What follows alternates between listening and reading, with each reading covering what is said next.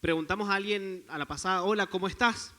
La respuesta natural y que esperamos que nos digan es bien, ¿sí? Estoy bien, tenemos que estar bien. Sin embargo, el sufrimiento y el dolor es algo natural de nuestra vida, es parte de nuestra vida. Y el dolor se puede convertir en una oportunidad de crecimiento. Sin embargo, para que el dolor se convierta en una oportunidad de crecimiento, necesitamos verlo como un proceso. Y que sea un proceso significa que va a durar cierto tiempo, que vamos a tener que cambiar algunas actitudes, que vamos a tener que trabajar en algunas áreas de nuestra vida y esforzarnos para crecer y salir adelante. Ahora, no tenemos una receta mágica, una receta de la felicidad que nos permita acelerar ese proceso o una píldora mágica. Dios nos ha hecho diferentes, diversos, con personalidad única a cada uno de nosotros y nos ha permitido vivir historias y experiencias que hacen que nosotros reaccionemos de determinada manera a los sucesos, a las cosas que nos pasan en la vida. Entonces, lo que para uno puede ser un proceso más corto, para otros puede ser un proceso más largo. Lo que para unos puede funcionar en medio del dolor, quizás para otros no. Somos personas diferentes. Pero hay algo que es fundamental para poder ver ese proceso como una oportunidad de crecimiento. Y es lo siguiente: involucrar a Dios, involucrar a otros e involucrarnos a nosotros mismos. Necesitamos venir a los pies de la cruz en medio de nuestro sufrimiento, con nuestro corazón, contarle a Dios nuestros sentimientos, nuestras emociones, cómo nos sentimos realmente, ser sinceros. Incluso a veces cuando no sabemos qué pedir, como decía Diego hace 2 domingos, el Espíritu clama e intercede por nosotros. Necesitamos involucrar a otros porque somos personas sociales y Dios nos ha creado para que nos acompañemos mutuamente. Dice en Gálatas que estamos llamados a sobrellevar los unos las cargas de los otros, así que necesitamos de otros. Y necesitamos involucrarnos nosotros, esforzarnos y trabajar para poder salir adelante. Si nosotros no estamos dispuestos a hacer un esfuerzo para crecer, para salir de esa situación, de ese proceso, no vamos a verlo como no va a ser una oportunidad de crecimiento y difícilmente vamos a poder salir, en realidad, si nosotros no ponemos de nuestra parte. Así que estas 3 cosas. Es por eso que vamos a hablar durante 2 domingos acerca de algunas ideas prácticas para abordar el sufrimiento. Vamos a hablar hoy acerca de cómo acompañar a otros en el proceso del sufrimiento y dentro de 2 domingos vamos a estar hablando acerca de, o 3 domingos, vamos a hablar acerca de cómo trabajar nosotros con nuestro propio sufrimiento. Así que hay un dicho que dice, no es importante saberlo todo, sino tener el contacto del que sabe. Así que me puse en contacto con la profesora de Consejería Cristiana del IBEM, que es Eliana, es psicóloga, y me dio algunas ideas que quería poner sobre la mesa y compartirlas con ustedes, ¿sí? Bueno, la primera idea respecto a cómo acompañar el sufrimiento, vamos a leer una parábola primero. No sé si está por ahí, está en Lucas 10. Si me acompañan, vamos a poder ver una anterior, ahí está. ¿Se acuerdan de esa parábola? Ya se dan una idea por la imagen. La parábola de la oveja perdida, dijo uno, que estaba más perdido que la oveja. La parábola del buen samaritano. Vamos a leerla rápido, creo que nos es familiar. En esto se presentó un experto en la ley para poner a prueba a Jesús y le hizo esta pregunta: Maestro, ¿qué tengo que hacer para heredar la vida eterna? Jesús le respondió, le replicó: ¿qué está escrito en la ley? ¿Cómo la interpretas tú? Como respuesta el hombre citó: ama al Señor tu Dios con todo tu corazón, con todo tu ser, con todas tus fuerzas y con toda tu mente, y ama a tu prójimo como a ti mismo. Bien has contestado, le dijo Jesús, haz esto y vivirás. Pero él quería justificarse, así que le preguntó a Jesús: ¿y quién es mi prójimo? Jesús le respondió: bajaba un hombre de Jerusalén a Jericó y cayó en manos de unos ladrones que le quitaron la ropa, lo golpearon y se fueron dejándolo medio muerto. Resulta que viajaba por el mismo camino un sacerdote, quien al verlo se desvió y siguió de largo. Así también llegó a aquel lugar un levita, y al verlo se desvió y siguió de largo. Pero un samaritano que iba de viaje llegó a donde estaba el hombre y viéndolo se compadeció de él. Se acercó, le curó las heridas con vino y aceite y se las vendó. Luego lo montó sobre su propia cabalgadura, lo llevó a un alojamiento y lo cuidó. Al día siguiente sacó 2 monedas de plata y se las dio al dueño del alojamiento. Cuídemelo, le dijo, y lo que gaste usted de más se lo pagaré cuando yo vuelva. ¿Cuál de estos 3 piensas que demostró ser el prójimo del que cayó en manos de los ladrones? El que se compadeció de él, contestó el experto en la ley. Anda entonces y haz tú lo mismo, concluyó Jesús. Tenemos esta historia y vamos a ir viendo algunas ideas acerca de cómo acompañar a otros en el sufrimiento y vamos a ir volviendo sobre la historia esta que acabamos de leer. La primera idea acerca de cómo acompañar a otros en el sufrimiento y quizás engloba todas las otras ideas que vamos a conversar más adelante, es ser empático. ¿Cómo acompañamos a otros? Siendo empáticos. La empatía es ponerse en el lugar del otro, ¿sí? Es la capacidad de entender los sentimientos y las emociones de una persona. Justamente el ser empático, el tener esa actitud de empatía, de entender la situación del otro, es lo que lleva al samaritano a compadecerse y a ponerse en acción para ayudar a que ese judío que estaba ahí golpeado, casi muerto, pueda salir de esa situación de sufrimiento y lo lleva a un alojamiento. ¿Sí? Entonces, Jesús está hablando con este maestro de la ley y le dice, bueno, ¿qué es lo que dice la ley? Bueno, la ley dice, ama al Señor tu Dios con todo tu corazón y a tu prójimo como a ti mismo. ¿Y cuál es la muestra de amor que Jesús ilustra al prójimo? La compasión, o el ponerse en el lugar del otro, el ayudarlo, el acompañarlo. Sin embargo, me llama mucho la atención porque el hombre, el maestro de la ley, dice que quiere justificarse, entonces le dice, bueno, ¿y quién es mi prójimo? Y Jesús cuenta la historia y le vuelve a hacer la pregunta, ¿quién se hizo prójimo del que tenía necesidad? Bueno, el que tuvo compasión de él, por no decir el samaritano. Para no decir el samaritano, dice, y el que tuvo compasión. Bueno, andá y hacé lo mismo que el samaritano. Andá y hacete prójimo del otro. Y un poco esta es la idea de la empatía, acercarse al otro y entender sus sentimientos, entender su situación y lo que está pasando.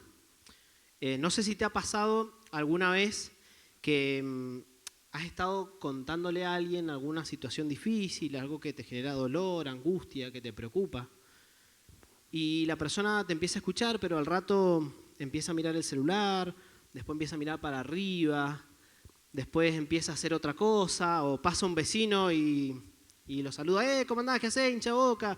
Che, ¿qué pasó ayer con el partido? No sé qué. No, vos contame que yo te estoy escuchando, dale, vos contame que yo te estoy escuchando, no, sí. Y se cruza el brazo y se da vuelta. ¿Te ha pasado alguna vez? ¿Sí? ¿Cómo te ha hecho sentir eso? Horrible. ¿Cómo?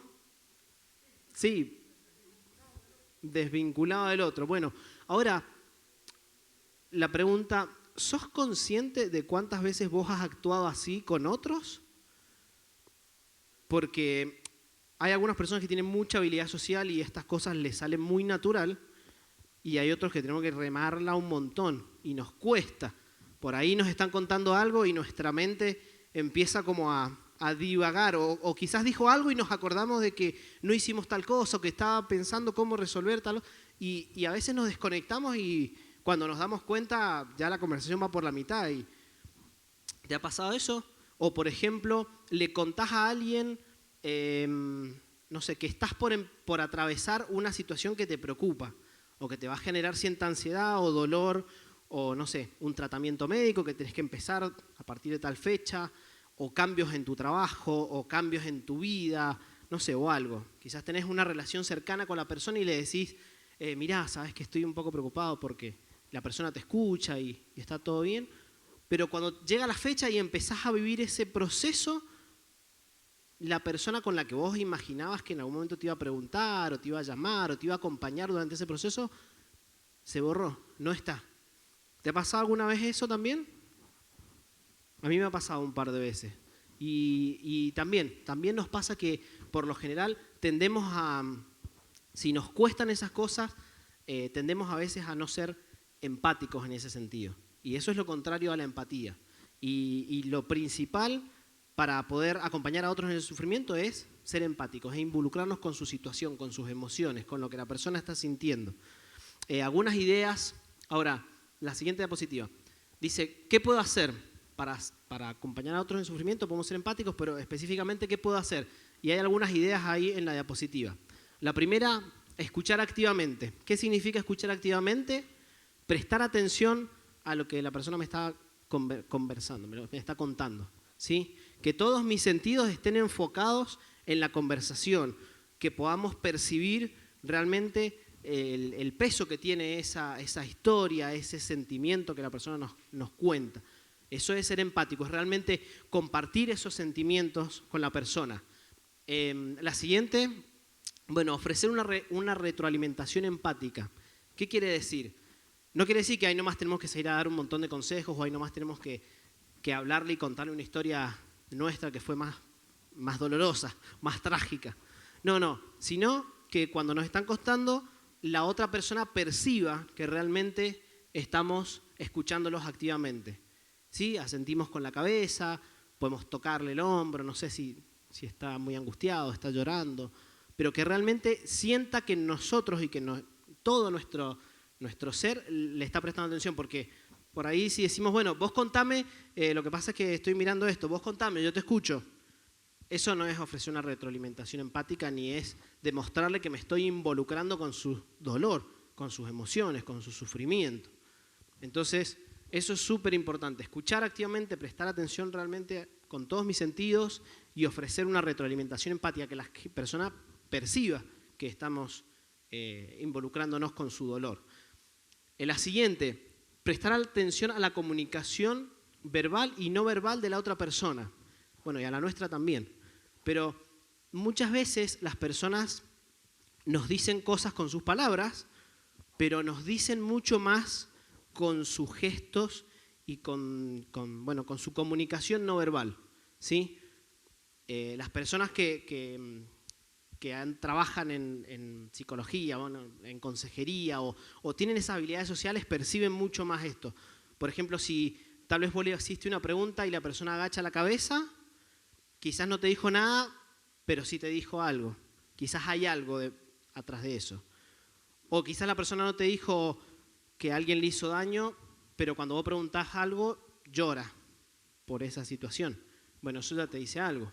O si su cara es de tristeza, o cómo está su cuerpo, y bueno, y también prestar atención a cómo estamos nosotros. No es lo mismo escuchar así, con los brazos cruzados, tirados para atrás, que estar realmente como una postura más integrada a la conversación. Un poco eso respecto a la empatía. No sé si queda otro más o no. ¿Pasamos a la siguiente? Ahí está. Bien, la segunda idea para acompañar a otros en el proceso de sufrimiento es no juzgar. Y no juzgar significa tener cuidado con nuestros prejuicios.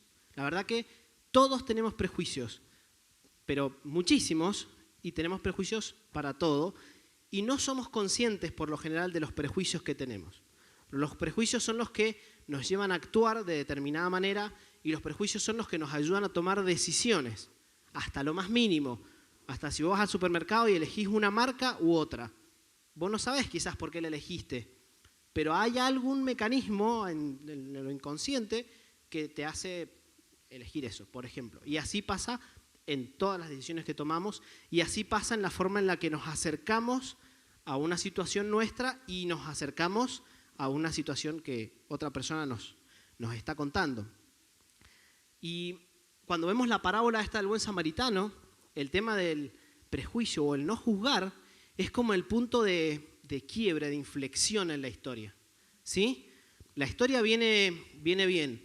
Un judío que iba bajando de Jerusalén Iba por un camino, de Jerusalén a Jericó, había un camino en donde pasabas por montañas de los dos lados y se escondían los ladrones. Y claro, te enganchaban en el camino y vos no tenías para dónde escapar. Entonces era como un camino muy peligroso. Y dice Jesús que bueno, venía pasando y hasta ahí la historia está bien, es algo real. Y un hombre lo asaltan y es algo real.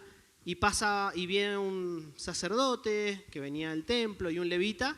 Y bueno, y todos esperamos que estas personas tan espirituales van a aplicar la ley que acaba de mencionar el maestro de la ley, amar a tu prójimo cuando ama a ti mismo, y pasan de largo. Y entonces la gente está escuchando la historia y se queda así como un poco como sorprendida. ¿Qué pasó? ¿Quién mejor que un levita y un sacerdote para aplicar esta ley? Y de repente pasa un samaritano. Y el samaritano ayuda y tiene compasión del judío.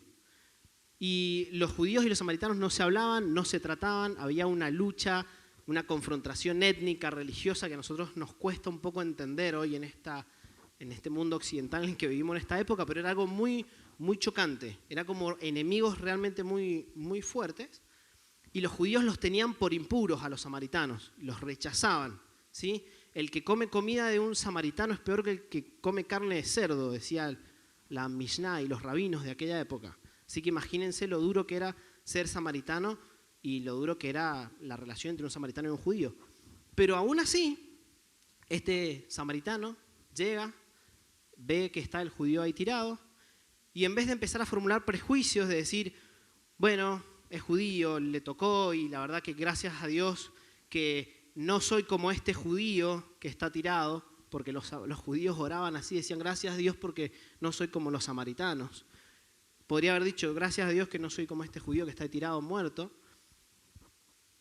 Rompe con esos prejuicios, así como Jesús en Juan capítulo 4 se acerca a una mujer samaritana, rompe con esos prejuicios y va y lo ayuda y lo asiste y lo cura y lo pone sobre el asiento de su caballo, que los judíos tampoco podían tocar las cosas de los samaritanos ni comer con ellos, y él rompe los prejuicios y lo ayuda y lo asiste, ¿sí? Y es por eso que hablar acerca del no juzgar, cuando alguien nos está contando una historia, algún problema, alguna situación, es súper importante, porque nosotros tendemos a emitir juicios apenas empezamos a escuchar la historia. Nuestra mente va como súper rápido. Sin embargo, aunque no seamos conscientes de nuestros prejuicios, que como dijimos funcionan a niveles que a veces nosotros nos cuesta mucho como tomar conciencia de lo que tenemos en la cabeza, nuestras actitudes siguen respondiendo a los prejuicios que tenemos. O sea, aunque no somos conscientes de los prejuicios que tenemos, sí seguimos actuando en función de eso. Por eso tenemos que tener mucho cuidado y mucho criterio con los prejuicios o los juicios o las conclusiones apresuradas que sacamos. ¿Más o menos me expliqué? ¿Sí? Aunque tenemos nuestros prejuicios de forma inconsciente, nuestras acciones siguen llevándose a cabo adelante por medio de esos prejuicios. Entonces es importantísimo tener cuidado con las conclusiones. Ahora, los prejuicios nos ayudan también, de forma positiva, nos ayudan a formular hipótesis. Por ejemplo, imagínate que conoces a alguien, tenés cierta confianza, cierta amistad, pero de repente ves que su actitud cambia respecto a algún tema, respecto a alguna persona. O ves que en las redes sociales escribió tal cosa y a vos te llama la atención porque no es de hacer esas cosas. O ves que su actitud hacia la iglesia cambió o alguna cosa. Y bueno, nuestros prejuicios en nuestra cabeza se empiezan a formular ideas y puede ser por esto, puede ser porque su familia, puede ser porque, no sé, tenía una relación con alguien, no sé, algo, y nuestra cabeza empieza a maquinar conclusiones. Y empezamos a generar hipótesis. Bueno, lo que tenemos que hacer con esas hipótesis es corroborarlas. ¿Qué significa eso? Ir, acercarnos a la persona y preguntarle, buscar la forma de indagar respecto a eso, qué le pasa. ¿Sí? O sea, los prejuicios nos ayudan a alertarnos sobre alguna situación difícil que otra persona puede estar pasando. Entonces está bueno porque nos damos cuenta que algo cambió y podemos empezar a generar algunas ideas, pero antes de sacar una conclusión apresurada desde la distancia, la lejanía, necesitamos acercarnos a la persona y preguntarle y empezar a indagar e interesarnos por ellos. Siempre es mejor una pregunta que una suposición, ¿sí? Entonces, siempre es mejor preguntarle a la persona cómo te sentís respecto a esto, a dar por sentado que se siente bien o que se siente mal, ¿sí? Obviamente eso nos demanda mucho más trabajo, porque no es lo mismo ver que, bueno, que mi amigo puso algo en Facebook y sí, debe ser porque el padre, debe ser porque, no sé, y lo dejamos ahí, a decir, che, ¿cómo estás? ¿Cómo te sentís con esto? ¿Cómo están tus cosas? ¿Sí? Necesitamos tener una actitud más activa. Otra cosa importante respecto al prejuicio es que la gente no siempre nos cuenta toda su historia. Entonces, necesitamos tomarnos el tiempo para escuchar, para conocer y para poder elaborar conclusiones o acompañarlos en el proceso. ¿Más o menos? ¿Seguimos? Bien. Ahora, ¿qué cosas podemos hacer respecto a esto al no juzgar? ¿Cómo podemos acompañar a otros? Bueno, ser respetuoso y tolerante. Eso es fundamental y parece como obvio, pero necesitamos tener una actitud que demuestre respeto hacia la otra persona y tolerancia. Quizás la otra persona eligió o decidió cosas con las que nosotros no estamos de acuerdo, pero está bueno hacerle sentir que aún así nosotros estamos acompañándolos en el proceso para poder salir adelante. Lo siguiente, tomar distancia de nuestros prejuicios e intentar entender su posición, ¿sí? No decir, bueno, tomó una mala decisión, me quedo callado y estoy acá para escuchar, pero en mi cabeza no cambia nada. No, tener una actitud activa, una actitud abierta, tratar de entender por qué piensa así, por qué decidió, qué hay de fondo. Y si necesitamos preguntar, siempre es mejor una pregunta que una suposición. Podemos preguntar con confianza, con una perspectiva abierta, con una perspectiva de cercanía, positiva, ¿sí? Creo que hay un punto más, o 2 puntos más. Tomarse un tiempo para conocer a la persona y de su sufrimiento. Como dijimos, no conocemos siempre todas las historias. No sé, pensemos un caso muy triste o suponete que nos enteramos de una señora mayor, está viviendo en su casa, una casa muy precaria en estos tiempos de frío y nos dice que sus hijos, tiene 5 hijos que hace 2 años que no la van a visitar, tiene muchos nietos y uno saca una conclusión apresurada y dice qué malos hijos, qué malos nietos, qué mala gente que no la va a visitar o qué sé yo.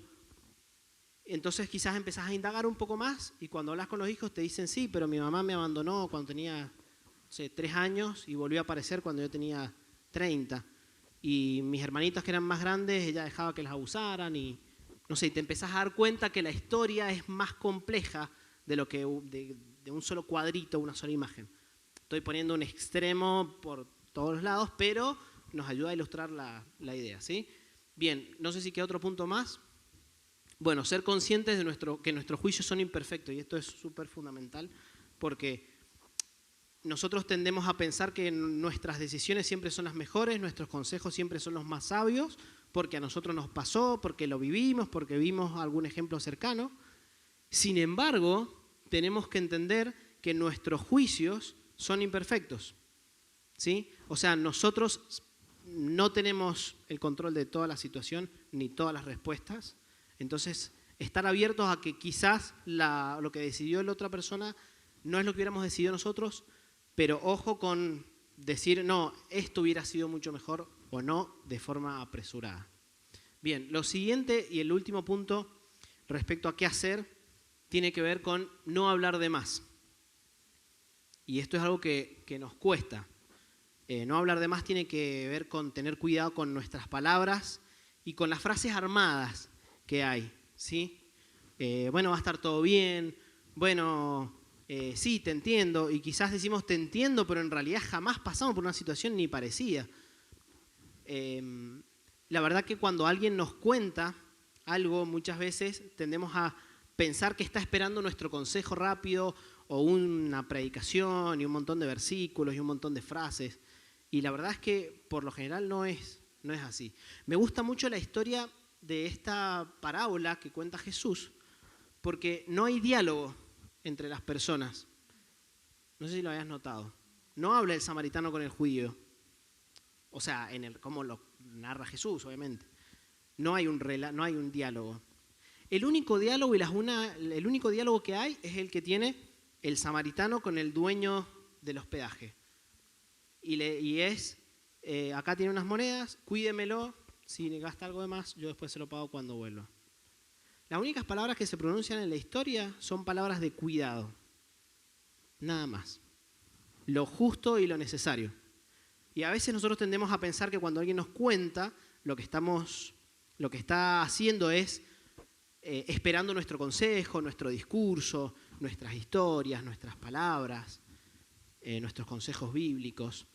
Y la verdad es que por lo general las personas necesitan que las escuchemos mucho primero. A veces, no sé si te ha pasado alguna vez que le contás algún sufrimiento, algún dolor a alguien o alguna cosa que estás pasando que te angustia y ahí nomás, a la mitad de lo que estás contando, te empieza a contar una historia de él mucho más triste, mucho más dolorosa y que la resolvió de una manera súper espiritual, re madura, impecable y no sé, y te cuenta un montón de historias, un montón de cosas y te da un montón de consejos y termina prevaleciendo la historia de él por sobre lo que vos querías contar, por sobre tu historia. No estoy diciendo que esté mal dar consejo, hablar o decir algunas palabras, pero ojo con las palabras que decimos. Que no prevalezca nuestra historia y nuestra experiencia positiva por sobre el dolor de la persona. Más o menos me explico, creo que entendemos un poco eso. Dice Santiago 1:19, todos deben estar listos para escuchar y ser lentos para hablar. Ahora, ¿qué consejos podemos aplicar? ¿Qué podemos hacer respecto a esto? Bueno, prestar atención a las palabras que usamos, ¿sí? Esto de las frases hechas, esto de los consejos, o qué palabras uso, de qué manera me estoy expresando con la persona. La siguiente, tener cuidado con mi lenguaje corporal.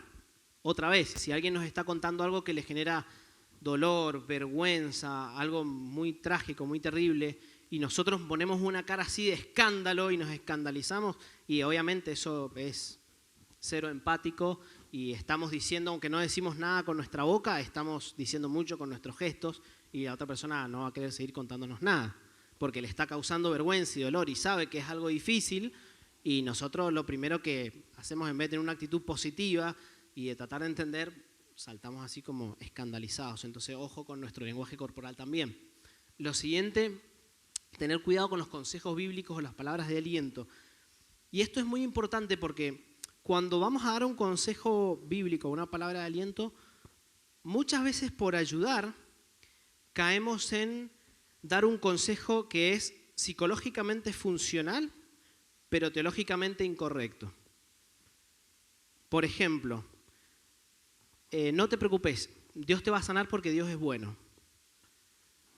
Es un consejo psicológicamente funcional, funciona, pero es teológicamente incorrecto porque sí, Dios es bueno, sí, Dios tiene poder y autoridad para sanar, pero eso no significa que Dios actúe siempre de la manera que a nosotros nos gustaría y que Dios no es soberano. Entonces termina siendo algo que sí ayuda psicológicamente, pero es teológicamente funcional y el daño que podemos hacer porque teológicamente es disfuncional es muy grande. Se me ocurre este ejemplo ahora, pero hay otros peores quizás. O puede ser un consejo que sea teológicamente correcto, pero psicológicamente disfuncional. Pensemos, por ejemplo, ahora estamos hablando de las personas desplazadas. Quizás hay profesionales que perdieron su empresa, su casa, dejaron su familia y quizás una empresa que le costó a su padre mucho trabajo y se encuentran en un lugar, en un país donde tienen que estar dándole todo, donde no tienen posibilidades de crecer, de desarrollarse, quizás personas mayores. Y uno le dice, por ejemplo, no te preocupes porque el apóstol Pablo decía que con que tengamos que comer o que vestir tenemos que estar contentos, entonces quédate tranquilo. Es teológicamente correcto, pero en ese momento, en esa situación, es totalmente psicológicamente disfuncional. No está bueno ese tipo de consejos en esos momentos. Quizás alguno sea muy malo y termine siendo teológicamente incorrecto y psicológicamente disfuncional, que también los hay. Usen ustedes su imaginación si alguna vez han escuchado o les ha pasado. Pero bueno, nuestro consejo tendría que ser siempre teológicamente correcto y psicológicamente funcional, ¿sí? Que sirva y bueno. Y si no tenemos, no se nos ocurre ninguno, mejor no hablar de más, ¿sí? No, a veces el silencio es mejor, el silencio o un abrazo es mejor que un montón de palabras y consejos malos. Bien, no sé si queda otra. Bien, no, tenemos el resumen de lo que estuvimos hablando ahora, estas 3 ideas. ¿Han visto esos muñequitos? Esas mamushkas. Es un muñequito que se abre a la mitad y que entra uno dentro del otro. Bueno, estos 3 temas que estuvimos viendo son más o menos como estas. Hablamos acerca del primer punto, era la empatía. Bueno, la empatía abarca estos otros y entonces, porque somos empáticos, no juzgamos y porque no juzgamos, no hablamos de más, ¿sí? Entra como uno entre otro. Quiero terminar esta reflexión pensando un poco en por qué hablamos acerca del sufrimiento y por qué hablamos acerca del acompañar a otros.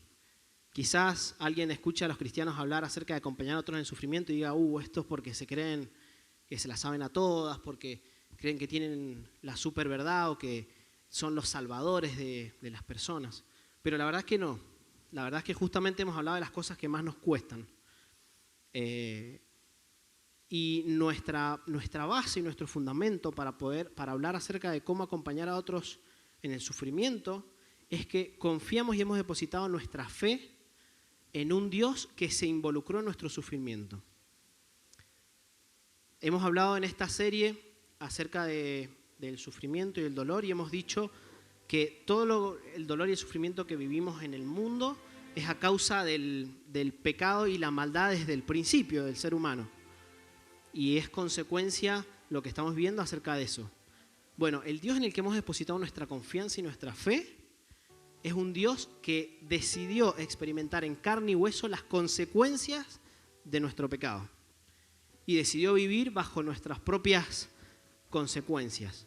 Decidió vivir el sufrimiento, experimentar la angustia, el dolor, el abandono, la traición, la injusticia. Y es ese el Jesús que estamos llamados a imitar. Dice Mateo que Jesús cargó sobre él la paga del pecado, él cargó sobre él nuestro dolor, nuestro sufrimiento, ¿sí? Dice Mateo 8:17, él cargó con nuestras enfermedades y soportó nuestros dolores. Así que ese es el Dios en el que hemos decidido confiar, es el Dios que estamos llamados a imitar. Así que es por eso que queremos ayudar a otras personas. No porque seamos muy buenos, porque hemos visto que nos falta mucho, pero sí queremos hacer un aporte para acompañar a otros. Si estás cercano a alguien que está pasando un momento de sufrimiento, acordate de estas ideas que pusimos sobre la mesa como para acompañarlo. Y si estás pasando algún momento de sufrimiento, acordate que puede ser una oportunidad de crecimiento si involucras a Dios principalmente, si involucras a otros y si te comprometes vos mismo también. Vamos a estar hablando acerca de esto dentro de 3 domingos. Que el Señor te bendiga.